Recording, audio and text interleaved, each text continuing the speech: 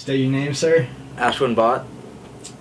All right, Ashwin. This interview is going to be about drug use in America.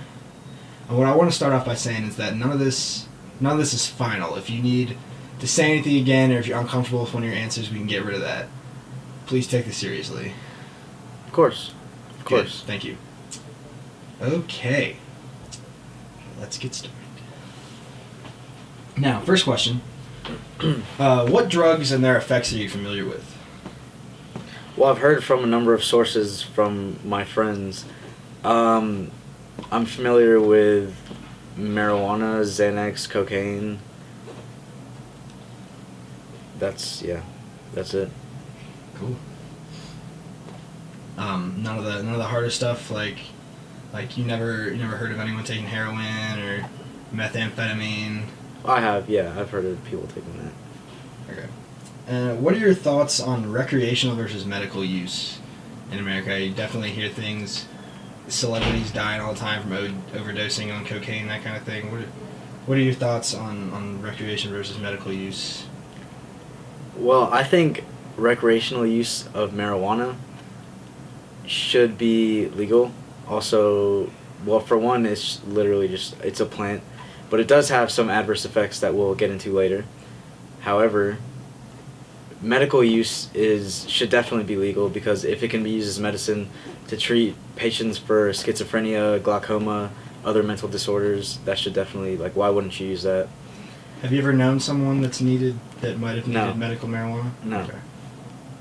And what about recreational versus medical use on other drugs such as cocaine, Xanax? Well, medical use of Xanax, I think, should be really limited, because anyone I've ever known that takes Xanax goes way overboard with it, and it's pretty horrible. Pretty downhill slope there, if you ask me. But there are cases where Xanax really helps people with Most definitely. depression and anxiety. Not depression, anxiety. Yeah, most definitely Xanax? anxiety. And what do you think about people like Bernie Sanders and others that have been trying to get principally marijuana legal, but as well as other drugs, recreationally and medically? I think it's definitely a good idea, because along with the fact that, you can do whatever you want with your own body. That's what I believe. You can just do whatever you want. If you want to be stupid about it, then you can be stupid about it. But with recreational use, he also, I think, is trying to boost the economy, because as shown with Colorado and Washington so far, they've made a ridiculous amount of money from taxes off Colorado's these drugs. banked $18 billion just off taxing marijuana, I think. Yeah, That's what exactly. It's a lot of money. It's a lot of money. Which that brings us into the American economy, because the American economy is bringing in trillions of debt every day. Exactly.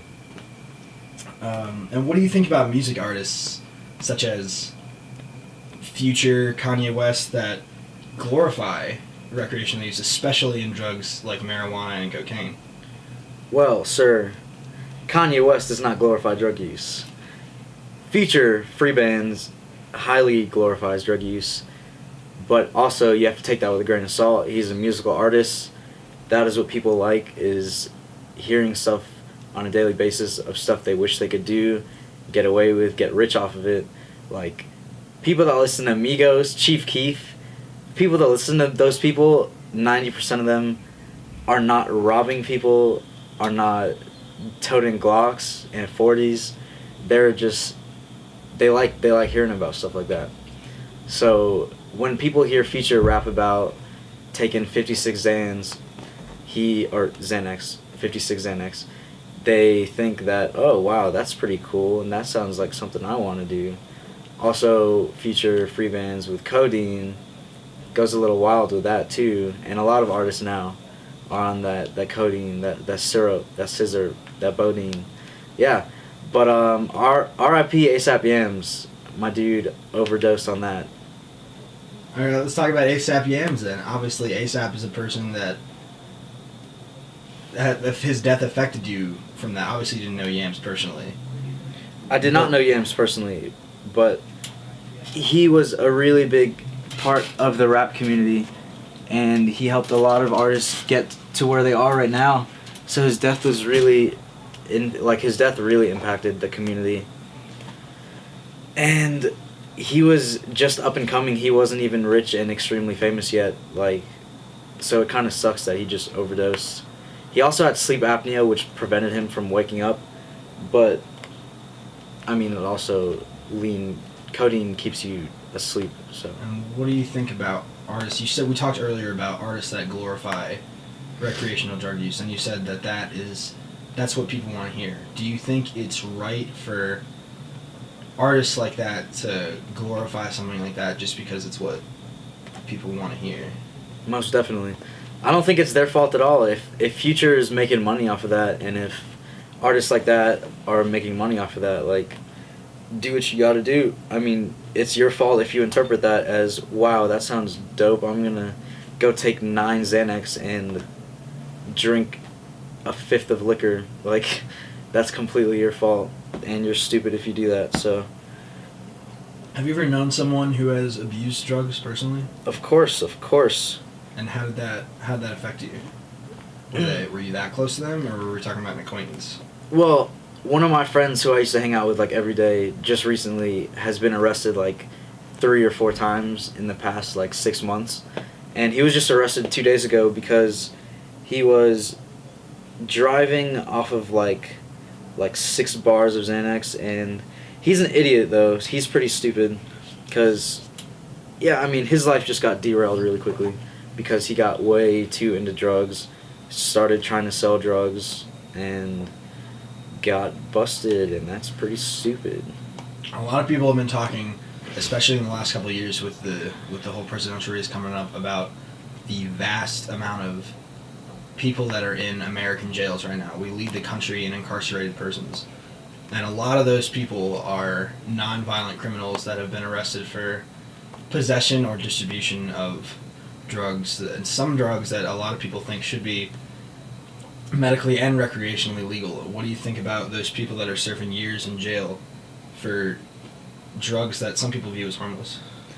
I think it's really dumb. I mean, a lot of presidential candidates, well, I wouldn't say a lot of them, but as far as I know, Bernie Sanders has spoken upon the high incarceration and overpopulation in prisons.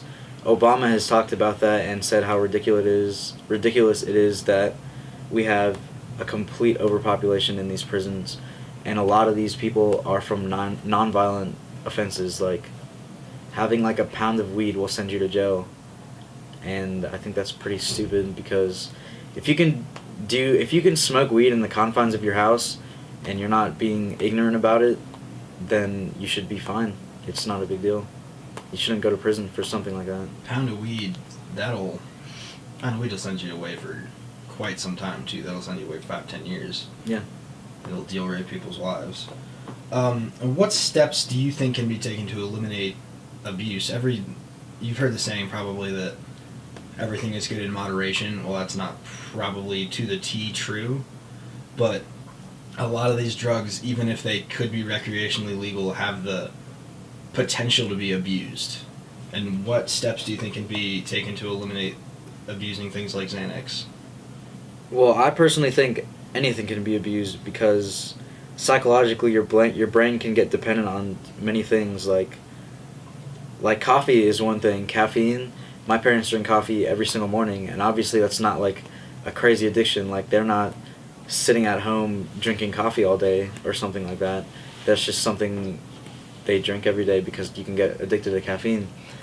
But there's only so much learning about drug use and drug moderation in school. There's only so much that can teach you, because clearly there are a lot of people. I mean, everyone knows someone that abuses drugs. Everyone knows someone that, like, does a bunch of Xanax on a weekly basis or something like that. But I mean, there's only so much you can educate people on that, and then it's up to them. But some people just do not have the mental capacity to control themselves. Do you think that programs like DARE in schools have been effective? I honestly have no idea. I feel like DARE right now is kind of a joke. When people think of DARE, they're like, haha, I wish I had a DARE shirt. I want to put a DARE sign up on my wall, drug-free zone. Like, that's hilarious. But I don't know. There's only so much you can educate through the school and stuff like that. Like, there's only so much you can teach kids before they take matters into their own hands. Cool, thanks.